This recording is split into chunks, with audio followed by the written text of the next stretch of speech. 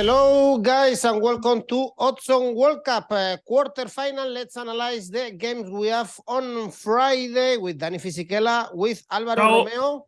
Hello. Hello, Alvaro. guys.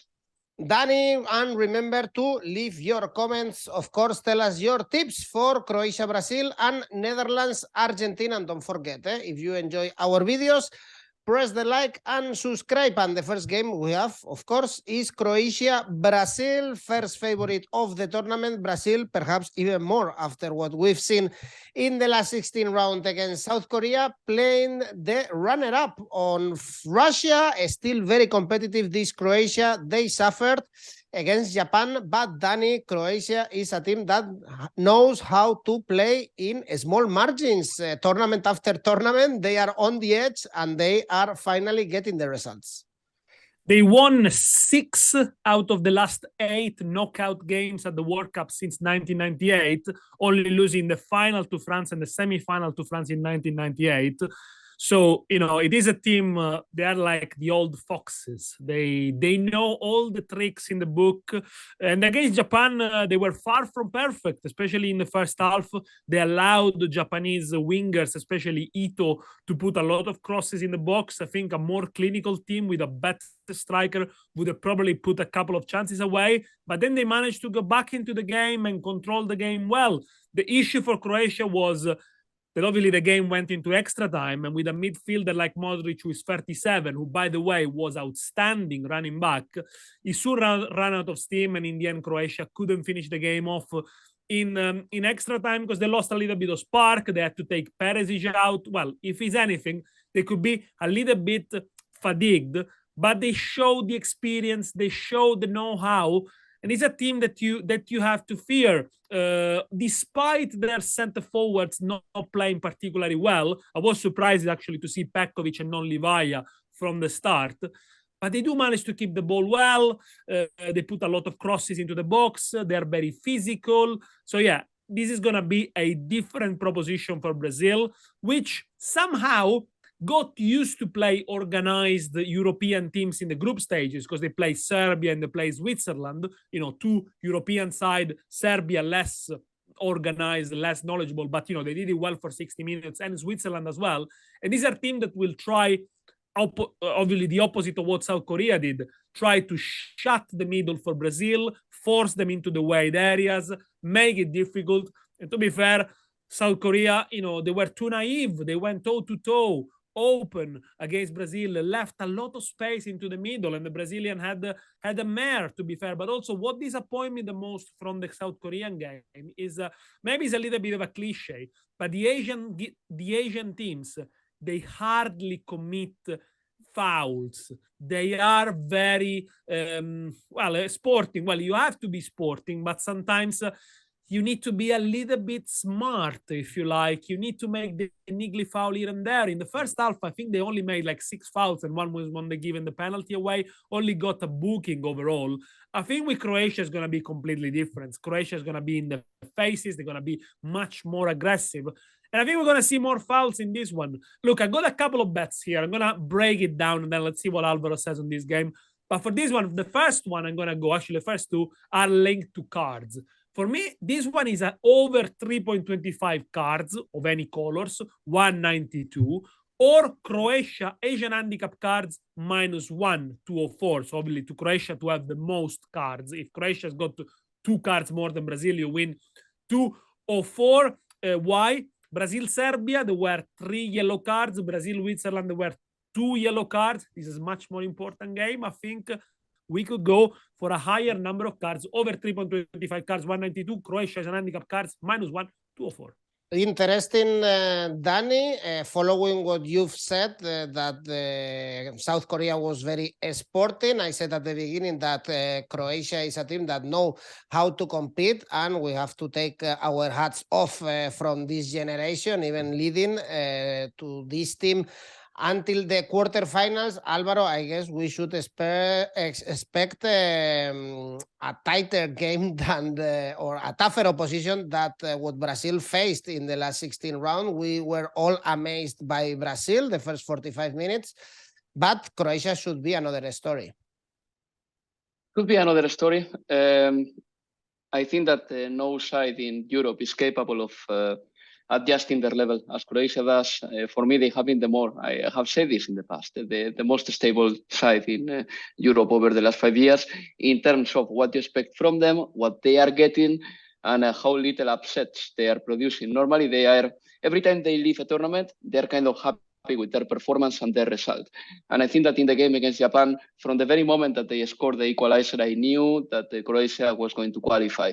That was my safe bet, I remember, because I was thinking, these guys have the know-how, and then when it came to decisive moments, I mean, in the penalty shootout, they were far more clinical than Japan as well.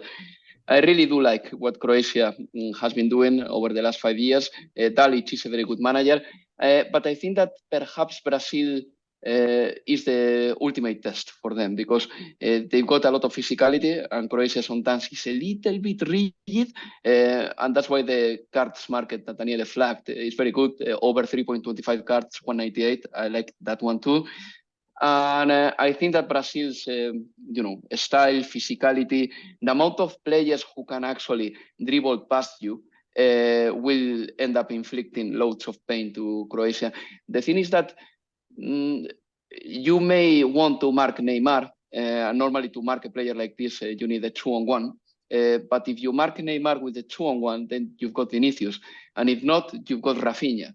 Players who can actually dribble past anyone. And I think that this is the biggest danger of Brazil. This is a Brazil of wingers. Brazil historically has been a different team. I mean, in the 70s, it was a team with 5 or 6 number 10s. In the 80s, they were probably the team that exerted better the tiki-taka. In the 90s and in the 2000s, they've been so far a very, very defensive side, very rocky side. And now I think that they are the wingers who are making the difference. And maybe this is going to be too much for Croatia. So for this tournament, or for this game, sorry, there are a number of bets that I do like. For example, Brazil to score over 1.5 goals. I really like this one. It pays 1.5. But I think that this is something that may happen. I know that in the group stage, at some point, Brazil look a little bit dry, especially in the game against Cameroon, of course. But then in the knockouts, they've been scoring. So Brazil to score 1.5 goals or more, that pays 1.5. I like this one. And that said, I believe that Croatia always stays in the game for a while. So why not to think that in the first half, Croatia could have a positive Asian handicap of plus 0.75. I like this one too. Croatia to have an Asian handicap of plus 0.75. In the first half, it pays 1.6. The thing, Dani, is that if we take a look at the odds at the outright market, Brazil to win, of course, they are favorites 1.4, but I'm surprised to see Croatia to win. Odds are 10. Usually we see this in Serie A, I don't know, Salernitana to beat Inter away. Do you think these odds are realistic? In my opinion, they are too high for Croatia. I think we are talking about the runner-up, and as Alvaro is saying, a team that has been very competitive in the last 4-6 years. Well, I think they are a bit much. I think it's because Brazil are the tournament favorites, and probably the bookies try to attract a lot of money into Brazil, if you like. But yeah, I think the level of Croatia, it's better than what the odds suggest. And it's the ultimate test, as Alvaro said, facing a very organized European team. One thing we have to say about the cards market, we need to go back to. After the quarterfinals, the bookings, they get wiped out. So everyone starts with 0 yellow cards. And that means there are a lot of players that can spend the yellow cards on these games. Now, who are the players at risk of suspension in both sides? Lovren, Modric, Barisic, Kovacic, Fred, Guimarães, Eder Militao. That's 7 players that could be suspended to get a yellow card, but that leaves you more than 25 players who can actually get booked and nothing will happen. So that's why I like the cards market. Why do we, and we've got similar stats as well for Netherlands, Argentina, and so far. Why do I think Brazil is favorites? Because I think they got more options. They got a deeper squad. They can rotate more, and they got players that could change the game as the game goes on. Probably Croatia outside of the starting 11 don't have that. Brazil win and under 3.5 goals, because I think the game against South Korea was a fluke. Most of Brazil wins will come from having a very strong defense. So Brazil win 2-0, 3-0, even 2-1. That pays you 198. And another one that I like a lot, because I think the weakest spot of Croatia is on the right-hand side between Juranovic and Lovren. And I think Lovren still hasn't been found out, but I think is a player that got a lot of mistakes in them, and it's probably not at the level of his teammates. Vinicius is going to play on that side. Vinicius to score or assist. Vinicius already has 1 goal and 2 assists this tournament, 284. And perhaps, no. That pays 191. 191. Okay, it must have gone down since the last time I saw it. Okay, check it with your favorite bookmaker. And following what Dani is saying as well, good. Alvaro, I back it. Croatia having a good starting 11, but perhaps not a deep squad. Also, the starting 11 is quite old. And also following your first tip, the Asian handicap 0 or plus something for Croatia. So keep it tight in the first half. Perhaps this is the kind of game that is decided in the second half for this thing, because Brazil has many options on the bench and Croatia is a tired team and an old team as well. Yeah, exactly. Well, anyway, but then in the extra time against Japan, they show composure and they dominated as well. I agree that generally speaking, they are rather a veteran side. All those things considered, they never broke down physically. Even in World Cup 2018, in Euro 2020, I know that was 4 years ago, a year ago. But despite their experience or their age, they never had like a physical collapse. So I think that this is important, but at some degree. I think that it is more important the fact that Brazil has 3 or 4 players who can actually take ones-on-ones. And this is tremendously stressful for a football team because, as I said before, you have to defend normally the likes of Neymar or Vinicius with 2 players, and Daniele is spot on with that. I mean, Croatian right flank may suffer with Vinicius. Vinicius to score or assist is something I back as well. It pays almost 2. But if Vinicius is not having a good day, or if the marking on Vinicius is very good, you can switch to Rafinha or give the ball to Neymar. So this is the problem. This is the problem, that Brazil has plenty of talent up there. Regarding the full-time market, I want to say that probably my biggest surprise win in all my time working in Expedia has been Croatia beating France in the Nations League. And that paid around 7. I remember perfectly last summer. So, Croatia pays 8 if they win this time, or 8 or even a bit more. That's good money, that's for sure. But I don't see that happening here. So there is a variation of what I said before, Brazil scoring 1.5 goals or more, which is Brazil to win and the game to have over 1.5 goals. The game to have over 1.5 goals, and that pays 1.6. I know that is not very flashy because it doesn't even reach the threshold of 2. But 1.6 in a World Cup quarterfinal for Brazil to qualify and a game having over 1.5 goals, well, I think that this is a big possibility as well.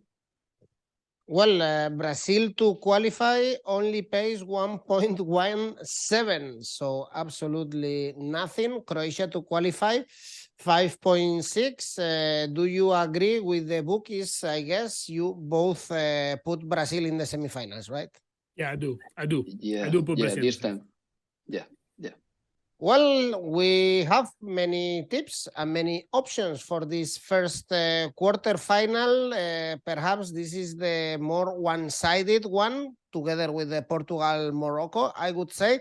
And the other 2, Netherlands, Argentina, and England, France, are more balanced. So let's analyze this Netherlands-Argentina. I guess we all expect this one to be quite cagey or very cagey, especially after what we've seen in this World Cup from 2 teams. Argentina managing very well the pressure in the World Cup after the first defeat against Saudi Arabia. They are not playing great, I would say, but they have Leo Messi and they are able to manage the pressure, whereas Netherlands, Alvaro, they've been always cruising in this World Cup. They haven't had top opposition. They are not flashy as well, but they've been showing that they are a good team. Now is the test for Louis van Gaal. It is the test for them. They've been getting better as the tournament went by. In the last 16 round, I think that they won with ease. I mean, I think that they were better than the United States, even though the United States in the first 20 minutes of the game, they had a few chances, not very clear chances, but chances at least. But the thing with the Netherlands, and I go back to something that we have spoken before, is that the individual hierarchy of the defenders can save many issues to the Dutch side. I mean, if you have a one-on-one with Virgil van Dijk or Dumfries, for example, on the right, or many more defenders that they go there with physicality, normally you tend to lose them. And I think that the Netherlands rely on that a lot. But for example, in the game against the United States, they didn't even have to resort to the individual hierarchy to win the game, because they were collectively pretty good. They had a togetherness. They played like a unit, and then they unroll a fantastic counterattack in Memphis Depay's goal. I was reading an article by 𝐿𝐭𝐿𝐿, a guy who talks about tactics in the Athletic, very good. And he was saying that the goal of Memphis resembled very much the goals that Ajax were scoring in 1995, with many players switching position and passing the ball 1-2. And it's true. I think that the Netherlands, they've got this ability to, first of all, stay together and then unroll counterattacks very well, with Cody Gakpo as well being one of the main targets, because he's capable of playing 1-2s very good, and then when he is marauding the box, he's also shooting. They don't have a target, a natural striker. I don't think that the substitutions do any good to the Netherlands when Bergwijn or Berghuis come onto the pitch. They don't improve dramatically what the Netherlands are. But the first 11 is pretty decent, and they've got a physical style, and I think that Argentina can suffer, because Argentina is not that physical, to the point that in this game I wouldn't be surprised if the manager Lionel Scaloni resorts to a three-man centre-back line and tries to mirror what the Netherlands are doing. In fact, against Australia, they were doing that at times, and Lisandro Martinez actually proved himself to be capital in that game, because he managed to clear a shot in the small box just in the second half. So, Argentina doesn't have the physicality of the Netherlands, but then they play good football, especially if some of the good players, they manage to link up together. Lionel Scaloni has been doing adjustments during the tournament. Enzo Fernandez or Julián Álvarez have become important as the tournament went by. The manager Scaloni has done 10 changes in this World Cup, so that tells you that it's still a work in progress. Despite having won the Copa America last summer, Argentina is a work in progress. And players like Papu Gómez or Di Maria, for example, let's see if they play. Hopefully Di Maria, he will be back, because he offers some dribbling ability to the Argentinian side. But this is going to be a cagey game, difficult for everyone, even for Messi, because he's not the same dribbling plus players from Australia than the likes of Frenkie de Jong, Virgil van Dijk, or whoever is in midfield. I mean, this is that side that presents plenty of complications. So my bets here, I think that this is going to be a cagey game. I could be happy with the under 2.5 goals. I think that this game could even go to the extra time. So under 2.5 goals, 161.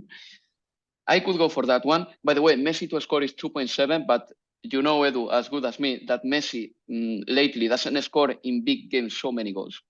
This is reality. So Argentina to qualify, maybe if I have to plump myself for something, Argentina to qualify 1.6. I take these two, under 2.5 goals and Argentina to qualify. Well, a cagey one for sure is what everyone expects after seeing these two teams in the tournament. Dani, Alvaro is going for Argentina to qualify. If we check the odds, the first thing that we have to do, of course, Argentina, they are favorites. Odds 2.3, Netherlands 3.7, but Argentina is not convincing at all, especially no matter how many players Scaloni is choosing. If we see De Paul and Papu Gómez, for instance, in the starting 11, be careful for Argentina, in my opinion. Yeah, because I think with Argentina and the position of De Paul, it's been a bit of a of a problem there since they lost 𝐿𝐸𝐿𝐸, because 𝐿𝐸𝐸𝐸 was the person that was stabilizing and was allowing the pole to run forward, whereas in the first few games it was all down to the pole. He had to do almost the two phases, defending and run forward with the ball. Finally, they put 𝐻𝐿ister next to him, who kind of gave him a little bit more of stability. Otherwise, there's too much weight on the pole shoulders, and 𝐵𝐵𝐵𝐺𝐻 has been disappointing. I mean, 𝐵𝐵𝐵𝐺𝐻's form has been going down and down in the last couple of years. Still, we'll see what kind of decision making. It's very intriguing what Alvaro said about the back three. It will be definitely, if it's a back three, it will definitely be a cagey game. I think if you see the lineup and both go with a back three and the wing backs, expect little goals, despite both defenses having mistakes on them. I still don't think 𝐜𝐭𝐼𝐻 it's a great centre back. I don't think he's never been a great centre back, even when he was playing in the Premier League. Of course, Romeo there is really, really important. But if you look at the defense of the Netherlands, still they got issues, especially when the wing backs, they don't cover the man. Dumfries has been exceptional going forward, but I also think back is the weak link, as it's been for Inter many times, because sometimes it switches off. For this reason, I see goals actually here. Over 2.5 goals. I know that in the history of the World Cup, they meet 3 times. It's always been under. By the way, Argentina always won against the Netherlands 3 times. Of course, the final, the semi-final, etc. So there is history. Well, actually, no. Once Netherlands won, because that was in the 98 with Dennis Bergkamp. So 2-1. It's 2-1. It's 2-1 for Argentina. But we can say Argentina won the ones that matter, really, because the semi-final and the final in 1978. Over 2.5 goals, because I think there are mistakes in both of them. And if you look at the round of 16 games, I think there is a common pattern. Argentina qualifies against Australia. Emiliano Martinez needs to make a massive save to prevent Australia to equalize. If you look, for example, at the England game, Pickford needs to make a massive save against 𝐵𝐵𝐵𝐺𝐻 to prevent the goal. Lloris the same against the Polish when the game is on the balance. So small margins, really, and an under could easily become an over, because really both teams are creating. I go for over 2.5 goals here, 250. Then I go another one, of course, on cards as well here. Well, funny one. The bookies also expects both teams to score. No, this is 1.8, as Dani was saying, in the history of the World Cup, that final. And more recently, in 2014, semi-finals, 0-0 with Argentina winning in penalties. In 2006, another 0-0. And the mentioned before also in 1998, 2-1 for the Netherlands. Bergkamp scored a great goal in the last minute. Alvaro, talking about Leo Messi, that you mentioned that in the big games, sometimes he's not showing up. We've seen so many stats in this World Cup of him not scoring in the knockout stages. He broke his record in the previous game. The problem is not Leo Messi for this Argentina. I think the problem is the people who are around him. Yes, I agree. Okay, sometimes Lionel Messi, or many times, doesn't score in big games, but at the same time, let's don't forget that, he's a 35-year-old man. I mean, I really want to be a little bit understanding with him, because, look at how some other players at that age, or where they were, or how they were playing, and it happens to everyone. But I think that Lionel Messi, perhaps he's not surrounded by the best players in the world, but this Argentina side is way better than the Argentina side that reached the final in 2014. And I think that at least he's surrounded by competent players. I think that the goalkeeper of Argentina is very good, and sometimes maybe we don't talk enough about that, because talking about goalkeepers is not something that is at the tip of our tongue. But Emiliano Martinez is an upgrade on any Argentinian goalkeeper that we have seen over the last 10 years, starting by Armani, obviously. Emiliano Martinez did a crucial save in the game against Australia in the last couple of minutes of the game. Then perhaps the fullbacks don't offer a lot, but they are at least competitive, especially Acuña. The central defenders are good, in my opinion. Maybe they are not very tasty with the ball, Lisandro Martinez being perhaps a little bit the exception, but Romero and Lisandro Martinez together, they do a good pair. And then if Otamendi is surrounded by them, then obviously he can be more protected and he doesn't suffer as much. In midfield, yes, 𝐜𝐿𝐴 is missing, and Juan Foyth as well, by the way, who was an important player. But with the likes of Enzo Fernandez, sorry, and with the likes, for example, of Rodrigo de Paul, whose performance is going in crescendo in this World Cup, well, Argentina at least, and McAllister, of course, Argentina at least can keep the possession of the ball, and they don't rely on Lionel Messi to keep the possession for them. And up front, Julián Álvarez is showing that he is not only a deputy striker for Erling Haaland at Manchester City, but he is a hell of a weapon too. So I think that Argentina doesn't have the best team, the best squad in this World Cup, not at all. But all the players, they know what they are doing. They surround Messi very well, and they are not playing with the pressure they were playing long ago, because Argentina, since they scored the second goal against Poland in the game against the Poles in the group stage, they have played without that pressure because they've been always ahead in the scoreline.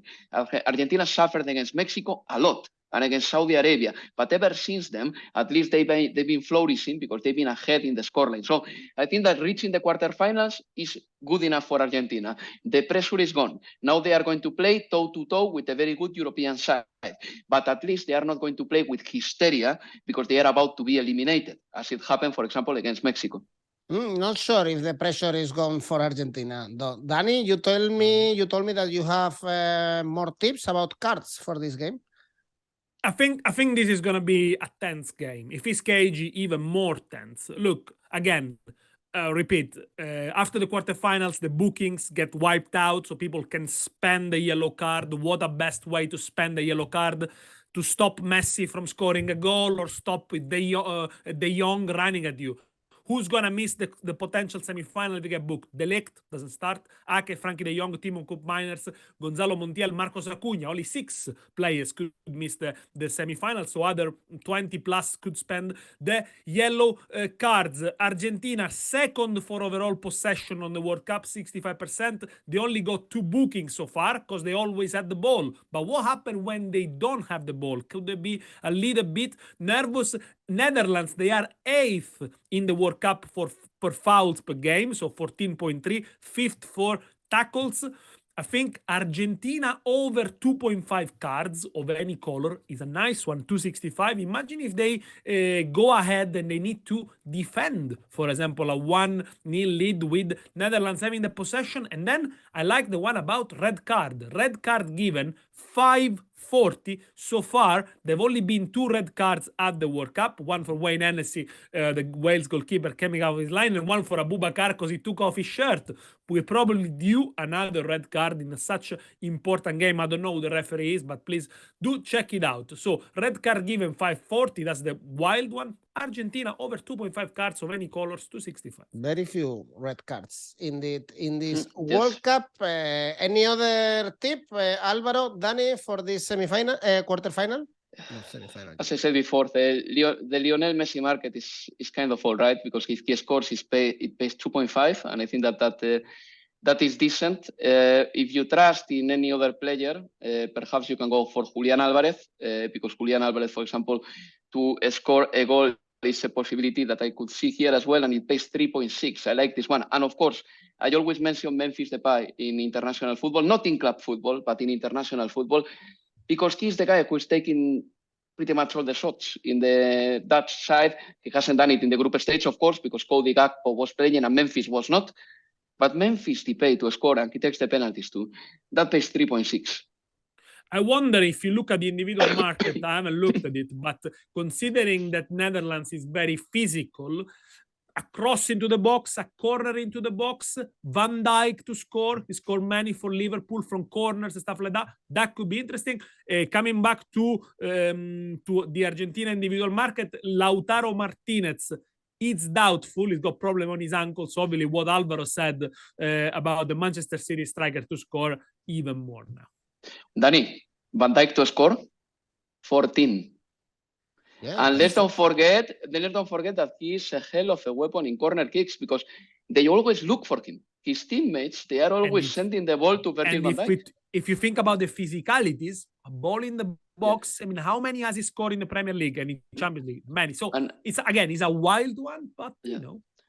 We said before that the Netherlands have got a bigger physicality, a stronger physicality than Argentina, and I think that no Argentinian player can mark Virgil van Dijk properly, with the exception of Cuti Romero, because Lisandro Martinez is 172, and maybe Otamendi as well, but I would put Romero with Van Dijk always, man marking, especially in corners.